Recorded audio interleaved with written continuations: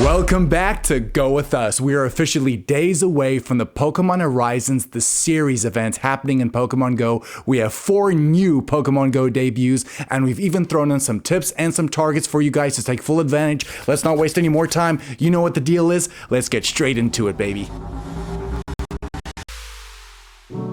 Let's kick off with date and time. It looks like it's going to be happening on Tuesday, the 5th of March, running all the way until Monday, the 11th of March at 8 p.m. local time. Before moving on to the bonuses and the wild spawns, in eggs, it looks like they're doing a collaboration with this new series where effectively in 2 kilometers, 5 kilometers, and 10 kilometer eggs, we're going to be able to hatch, and it's a good time to mention, our brand new first Pokemon Go debut, and that is going to be Charcadet.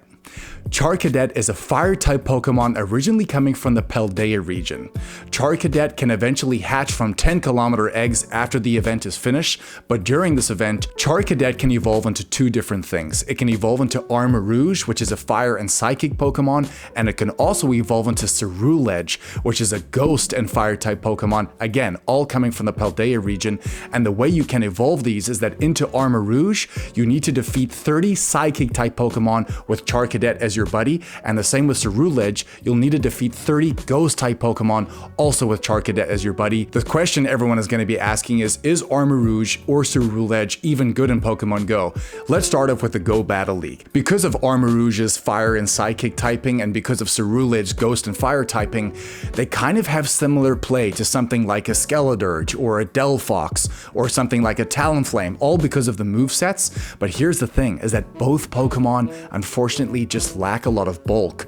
So as much as their attack stats are actually pretty strong, on both sides they differ slightly. However, they can hit pretty hard, but they're not going to be able to take the hits. But if we look at something like raids, as raid attackers, maybe on the ghost type and the fire type, they may have some play, but again, because of that glassy nature to both Pokemon, it's just going to be very, very difficult for them to compete against the other types that are in those categories. So overall, pretty solid, and a pretty honorable mention that in the Master Premier Cup, these Pokemon may have some play as well. They don't have the max kind of highest CPs, however, they're still going to have some play, and they look really, really cool. Moving on to bonuses, there's going to be a total of 2. The first bonus is that we're going to get double XP for hatching eggs during this event, and the second bonus is that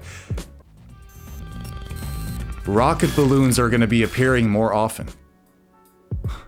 We're going to be able to get surprise snapshot encounters, and for the first time in a long time, they haven't actually told us what's going to be in the snapshot, but there's a clue that every character from the anime and potentially every Pokemon from the anime has a chance that are going to appear in the snapshot. So guys, snap those snapshots, who knows what might arrive. Moving on to the wild spawns, we have Scyther, Nosepass, Sprigatito, Fuecoco, Quaxly, Pawmi, Alolan Grimer, Beldum, and a great time to mention our last and final Pokemon Go debut, and it's a big one. We have Pikachu wearing the captain's hat coming to the game for the first time.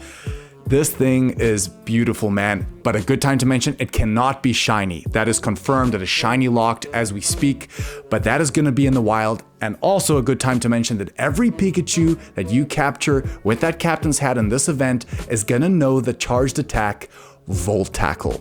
This is an iconic move for Pikachu in the kind of main series anime, and now it's coming into Pokemon Go. Pretty desirable. Moving on to raids. In 1-star raids, we have Pikachu wearing that captain's hat coming in there. We have Rhyhorn, we have Rockruff, and 3-star raids, we have Chansey, Noctowl, and Metagross. And because it's just come back into Mega Raids, it's definitely worth mentioning that Mega Sceptile, one of the best, if not the best grass type attacker in the entirety of Pokemon Go. A really, really powerful Mega. Definitely raid this Pokemon, worth your time for sure. There's going to be event-themed field research tasks where we can encounter, again, that Pikachu wearing the captain's hat. We can encounter Golduck, Skarmory, Rockruff, Sprigatito, Fuecoco, and Quaxly. Do not overlook that Golduck. Remember, Golduck is a first stage evolution which evolves from Psyduck.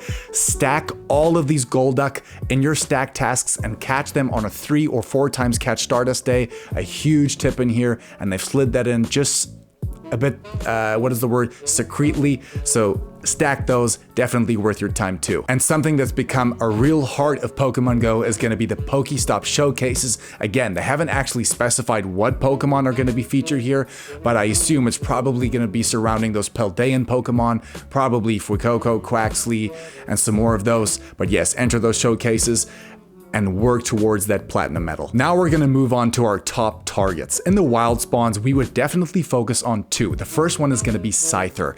I don't know why, I was thinking about this morning. I never see Scyther spawn in the wild. I know everyone's got it, I know everyone's probably got that shiny, but for me, I just feel like ever since I started playing Pokemon Go, I just never ever see Scyther in the wild. And the great thing about Scyther is that Scyther evolves into Scizor, which eventually evolves into Mega Scizor. Now, Mega Scizor is one of the best bug and steel type attackers in Pokemon Go, a really good Pokemon to have because again, when you evolve it, you can also kind of extract more of that steel XL candy and that bug XL candy when you have it out, when you catch these Pokemon. But yes, Scyther, an underrated Pokemon I really like. The next Pokemon we would definitely focus on, of course, every time it's in the wild is gonna be Beldum. Beldum evolves into Metang and finally into Metagross, and Metagross is currently maxed out at level 50 or 51 if you've best buddied it. It's currently sitting as the second best steel type attacker in the entirety of Pokemon Go, and the Mega hasn't even arrived yet. For anyone who doesn't have that hundo, guys, every time Beldum's in the wild, go after it as hard as you can.